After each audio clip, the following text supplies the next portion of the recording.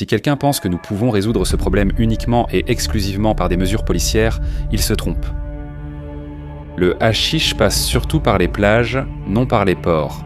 À Algeciras, la cocaïne arrive via des conteneurs d'Amérique du Sud.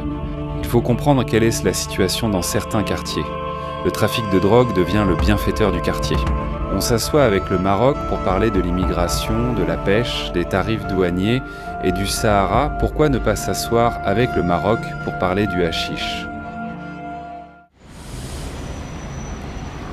Bonjour d'Algeciras, précisément de son port, aujourd'hui le plus important de la Méditerranée. Aujourd'hui, je souhaite mieux connaître cette région et cette ville, ce qui implique d'aborder le narcotrafic. Je retrouve le président de la Coordinadora Antidroga du Campo de Gibraltar, Paco Mena, pour plus de détails sur la situation. Allons-y. Depuis combien d'années es-tu déjà impliqué dans ces affaires, pour ainsi dire ? Eh bien, ça fait presque 40 ans. 40 ans. 40 ans depuis les années 80. Nos associations sont nées dans la région du Campo de Gibraltar à partir de l'année 80. Et surtout à cause de la situation très grave que l'on vivait ici dans la région, conséquence de la consommation d'héroïne. D'héroïne. Oui, le Campo de Gibraltar a été l'un des endroits en Espagne, avec la Galice, où la pandémie d'héroïne a fait beaucoup de ravages. Des milliers de jeunes du Campo de Gibraltar sont morts à cause de cette consommation ou du sida. Il y a donc eu une évolution, notamment sur l'origine et la situation actuelle, car l'héroïne a déjà disparu. Cela a duré environ 20 ans, fin des années 80 et années 90, puis la contrebande de tabac l'a remplacée. Dans un premier temps, puis les filières de ce que nous avons aujourd'hui se sont ouvertes. Ce sont deux phénomènes très différents. La consommation d'héroïne était essentiellement une question de santé publique, qui a heureusement été résolue lorsque les programmes de méthadone ont été mis en place. Mais la contrebande de tabac en provenance de Gibraltar est apparue. À cette époque, la frontière de Gibraltar avec l'Espagne était fermée et le tabac commençait à être importé depuis Gibraltar par certaines organisations. À un moment donné, ils ont décidé de rendre l'affaire plus rentable.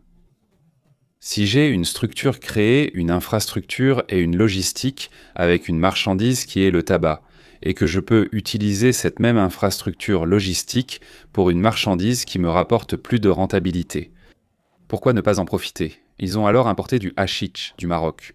Ça fait combien de décennies qu'on est comme ça ?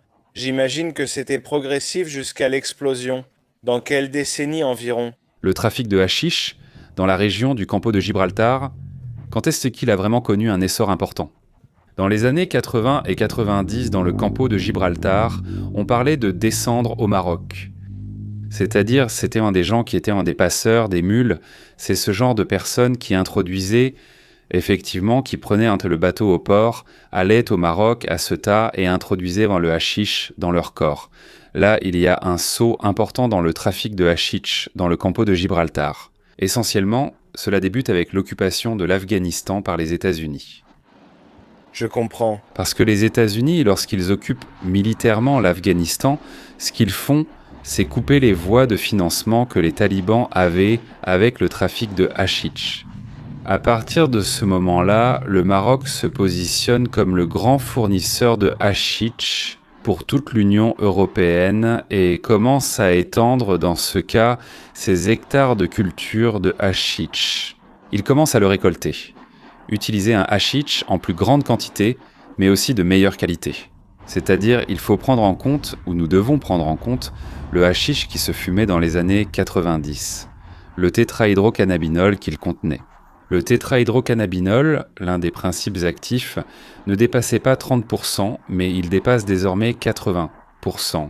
Par conséquent, ils récoltent un hashish de qualité et en plus plusieurs récoltes par an, ce qui n'était pas le cas auparavant. Ils ont évolué, tout comme l'agriculture en général. Et donc, quand le Maroc se positionne déjà, et alors les organisations qui s'occupaient du trafic de tabac décident de commencer à transporter du hashish ici, dans la région du Campo de Gibraltar. Cela fait plus de 20 ans. Peut-être 20 ou 30 ans, non ? Oui, effectivement. environ 24 ans, 24 ans. Nous sommes ici pour être vus. Le port d'Algésiras. Le port d'Algésiras, puis Gibraltar. Exactement. Et si nous pouvions voir un peu plus à droite, nous pourrions voir le Maroc. Le Maroc, en effet, lesquels font partie du champ de Gibraltar. La pression a augmenté au cours de ces 24-25 dernières années, mais Algésiras a toujours été l'un des points chauds, toujours un port d'entrée. Tu ne dirais pas que c'est toute la côte, non? Le hashish entre normalement par les plages, pas par les ports, pas par le port d'Algésiras. De la cocaïne arrive en conteneur depuis l'Amérique du Sud, le hashish par les plages via Narcolanchas. Nous avons un vaste littoral, car 4 de nos 7 communes sont dans le campo de Gibraltar. Ici, seule la linéa San Roque, Algésiras et Tarifa ont une côte. Ce sont des plages très importantes et très grandes, et elles sont généralement utilisées pour introduire le hashish par les plages avec les narcolanchas. Laquelle de ces deux substances pose le plus de problèmes à la population? D'ici, la contrebande de hashish ou celle de cocaïne qui entre par le port? Voyons, autant la cocaïne qui entre par le port, qui n'a aucun lien avec les organisations qui, dans ce cas, trafiquent du hashish, ce sont des organisations totalement différentes.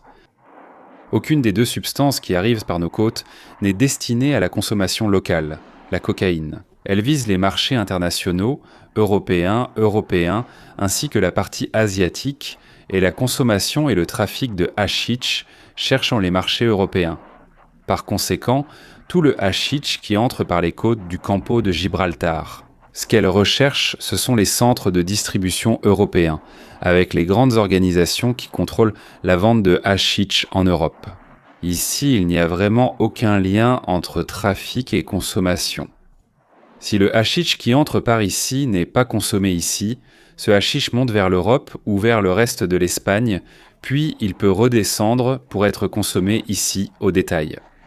C'est la réalité donc, c'est la situation que nous avons. Que se passe-t-il? Eh bien, ici, la logistique est déjà en place. Ici, une partie de la population des quartiers modestes a vu dans le trafic de drogue un moyen de sortir de la pauvreté. Les municipalités de la Linéa, Algésiras et San Roque. Et là, dans ce milieu, le trafic de hashish, qui logiquement paie très bien, permet de gagner beaucoup d'argent et l'effort est minime. C'est le problème que rencontrent actuellement ces régions, c'est que c'est beaucoup plus attractif, surtout pour les jeunes, car il y a certains endroits où le chômage des jeunes dépasse les 60%. Et c'est ce que vous essayez de diffuser à travers votre association?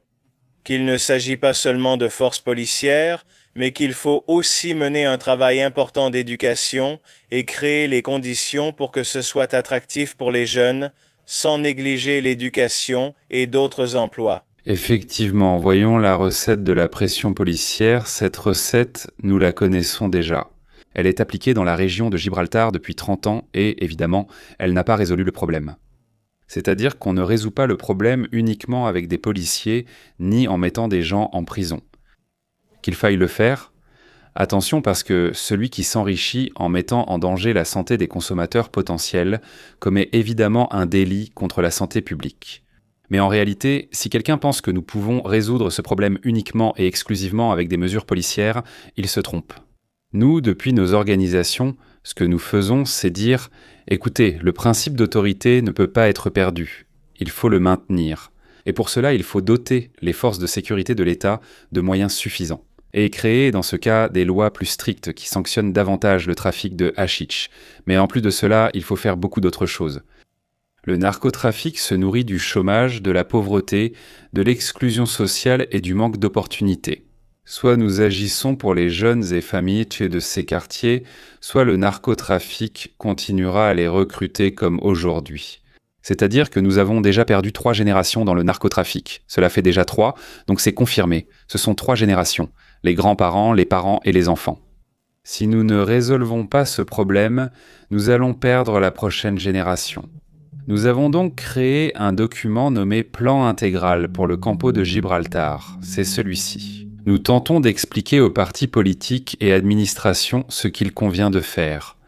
Parce que le plus simple, c'est d'allouer 30 millions d'euros au plan spécial de sécurité, ce qui, dans le cadre du budget général de l'État, est pratiquement, comme je le dis, un don. Ici, il faut investir dans les infrastructures pour renforcer le campo de Gibraltar et structurer le campo de Gibraltar. Il faut investir dans l'éducation, la formation et l'emploi pour offrir aux jeunes des choix. Attention, nous savons qu'avec cela, nous n'allons pas résoudre le problème, parce que celui qui a peu de morale, peu de principe, et aime l'argent facile et rapide, il restera là. Mais il y a beaucoup d'autres jeunes qui, si on leur donne l'opportunité avec cette formation, peuvent trouver un emploi régulier, et dans ce cas un emploi légal. Eh bien, il va choisir cette solution. Alors que maintenant, ils n'ont pas le choix. Je comprends.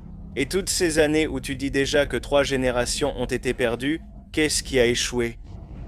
Je veux dire, parce qu'il y avait des programmes, il y avait de l'éducation, est-ce que c'est purement une question d'opportunité et d'économie, ou est-ce un mélange de facteurs? Bien sûr, le mélange de facteurs, c'est que l'argent facile et rapide à obtenir en l'attirant, c'est compliqué.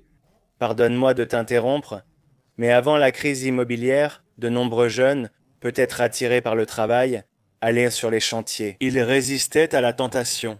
Effectivement, oui. Alors ce recul économique a...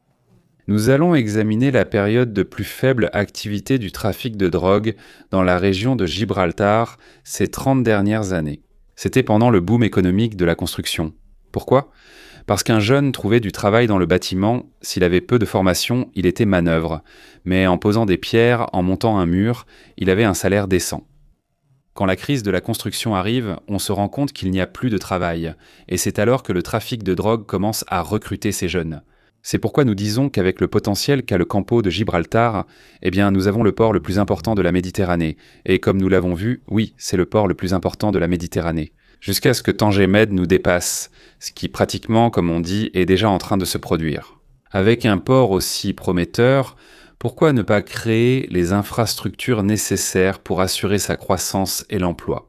Autrement dit, pour venir de Madrid au campo de Gibraltar, il vaut mieux prendre le train via Malaga ou Séville plutôt que directement depuis Madrid. La voie ferrée actuelle du campo de Gibraltar a plus d'un siècle. Et elle fonctionne toujours au charbon. Les trains roulent encore presque tous au charbon, donc c'est sans avenir. Moi j'ai fait... Je suis venu à Malaga. Bien sûr, grâce à l'AVE évidemment, parce qu'en plus les trains tombent constamment en panne. Il y a des problèmes d'infrastructure. Et une autre question importante est le doublement de la nationale 340 entre Algeciras et Tarifa. C'est-à-dire la route la plus longue d'Espagne est la nationale 340 qui relie Cadix à la frontière espagnole, en Catalogne avec la France. Le seul tronçon qui n'est pas doublé sur cette route est le tronçon Algeciras-Tarifa. Avec le potentiel si important qu'ont les plages de Tarifa et les plages de Barbate pour générer du tourisme, ce n'est pas que. Bien sûr, nous allons générer du tourisme et nous allons générer un tourisme durable. Nous refusons le tourisme de masse et celui de Torremolinos. Nous visons un tourisme de qualité car nous avons le potentiel, les plages et le climat. Ainsi, nous préconisons que l'État s'engage, le gouvernement s'engage envers cette région et la Junta de Andalucía, qui sont les deux administrations compétentes dans ce domaine. Ils déterminent ce que chacun est prêt à faire pour résoudre le problème du campo de Gibraltar. Bien sûr, c'est effectivement votre position, à savoir que la Junta et le gouvernement central se mettent d'accord. Il ne s'agit plus de réaliser des investissements, ce que vous demandez depuis déjà longtemps. Tu as évoqué Barbate, peut-on en parler? J'imagine que beaucoup de gens y pensent encore. Il y a 2 mois, 2 gardes civils sont morts. Eh bien, ils ont été assassinés. Ils ont assassiné 2 gardes civils en service au port de Barbate. Et il y a quelques jours, encore une fois, ils ont percuté une autre embarcation. Bien sûr, les gens sont en colère et demandent « Pourquoi ne pas investir dans plus de fermeté, de force, de prison ?» À chaque fois que des cas comme celui-ci ressortent, encore une fois, ce n'est pas le premier et malheureusement, les gens continuent de réclamer la fermeté et d'une certaine manière, à cause de l'agressivité que montrent récemment ces passeurs. Non, avant ce n'était pas comme ça. Il y a 1 ou 2 décennies, s'ils étaient attrapés, Ils abandonnaient tout sur la plage et fuyaient. Maintenant, ils sont prêts à les attaquer? Parce qu'une nouvelle génération, plus jeune et agressive, s'est d'abord intégrée au trafic de drogue avec moins de bon sens. Peut-être qu'ils ont moins à perdre? Effectivement, et puis aussi parce que les organisations qui s'occupent du trafic de hashish ne sont pas les propriétaires du hashish, eux, impressionnants, ne sont que de simples transporteurs. Que se passe-t-il? Le propriétaire du hashish les met aussi sous pression, leur disant qu'ils doivent défendre le hashish et ne peuvent pas s'en débarrasser facilement. Tout s'additionne. Par conséquent, c'est là que nous trouvons cette agressivité et cette résistance qu'ils opposent. Les gens trafiquent du hashish, se font arrêter et la drogue est confisquée. Mais le corps réagit quand ce genre d'événement arrive. Ce qu'on demande, c'est de la fermeté et nous disons qu'il faut être ferme. Mais cela ne se résout pas uniquement avec de la fermeté. Et nous le répétons encore une fois, pourquoi? Si nous poursuivons avec les taux de chômage actuels de certains quartiers du campo de Gibraltar, le trafic de drogue va continuer à recruter des personnes, et surtout des jeunes. Une fois qu'on entre dans ce monde avec l'argent qu'on y gagne, est-ce que quelqu'un décide vraiment de l'abandonner? L'essentiel est ça que chacun puisse choisir entre un travail honnête ou le trafic de drogue. Certains optent pour l'honnêteté, d'autres pour le trafic. Mais personne ne pourra dire qu'ils n'ont pas eu d'opportunité. Effectivement, alors, d'une certaine manière, la société, les habitants du village, pourront aussi tourner le dos à ces gens, ce qui est une partie importante. Très souvent, les personnes qui soutiennent ces activités illégales sont celles qui... Il faut comprendre la situation de certains quartiers. Le trafic de drogue devient le bienfaiteur du quartier. Dans un quartier modeste, où il y a de la pauvreté, où les gens n'ont pas de quoi payer la facture d'électricité, et c'est le trafic de drogue qui leur paie la facture d'électricité. C'est le trafic de drogue qui les aide à manger, donc logiquement, c'est ce que nous appelons le narco-bien-être. Donc dans ce quartier, comme l'État a disparu du quartier, au final c'est le trafic de drogue qui occupe cet espace.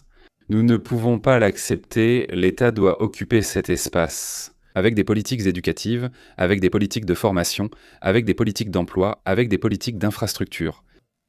Parce que le campo de Gibraltar est une zone avec beaucoup d'avenir, nous avons, comme je le disais, le port le plus important de la Méditerranée, nous avons la zone industrielle la plus importante d'Andalousie, En renforçant les infrastructures, avec l'éducation, la formation et l'emploi, nous pourrons réduire le narcotrafic, au moins à des niveaux acceptables pour la société. On ne va pas l'éradiquer, et c'est simple. Le Maroc est sur un bateau de narcos pratiquement à 20 minutes. Et il y aura toujours des gens prêts à gagner de l'argent facile et rapide.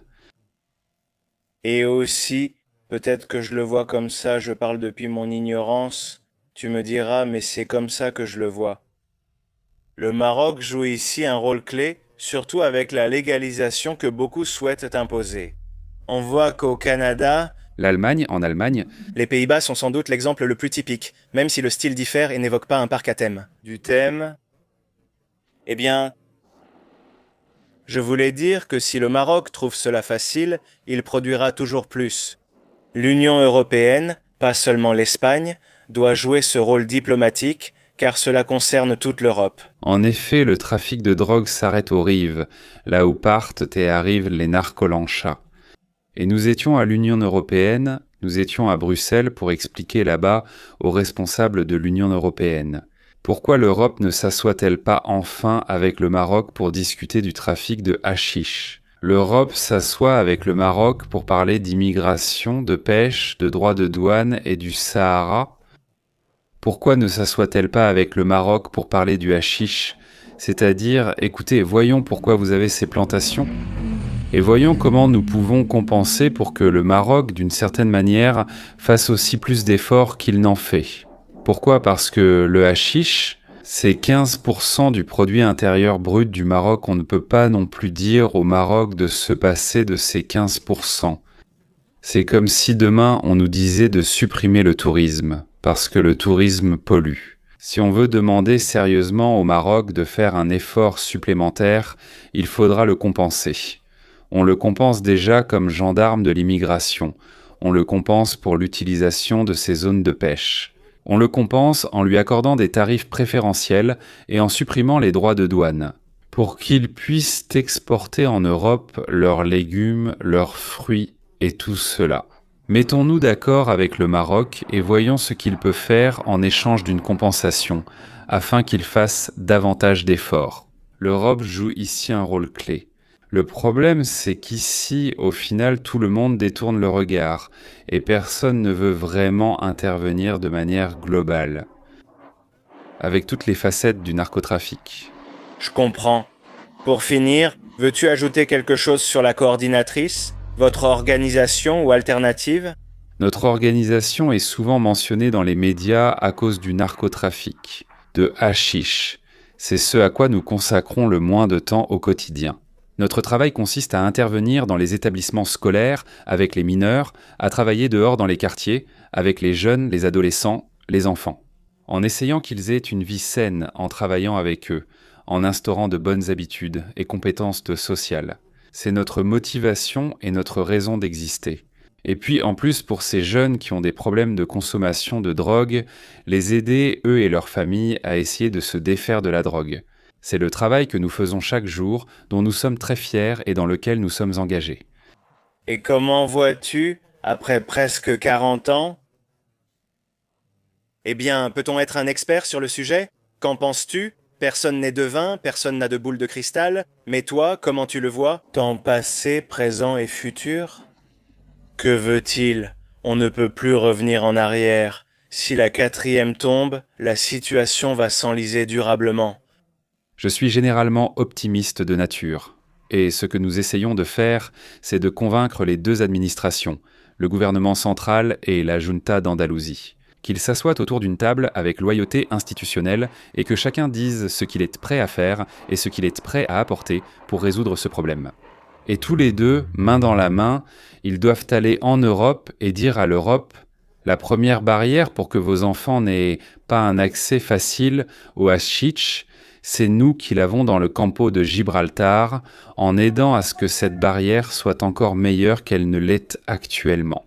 C'est pourquoi nous continuerons à nous battre et à insister auprès des administrations avec loyauté et ouverture. » Eh bien voilà. Un grand merci, Monsieur Paco. Merci Victor, ravi de t'avoir eu. Merci pour ton temps. La chaîne est sur YouTube.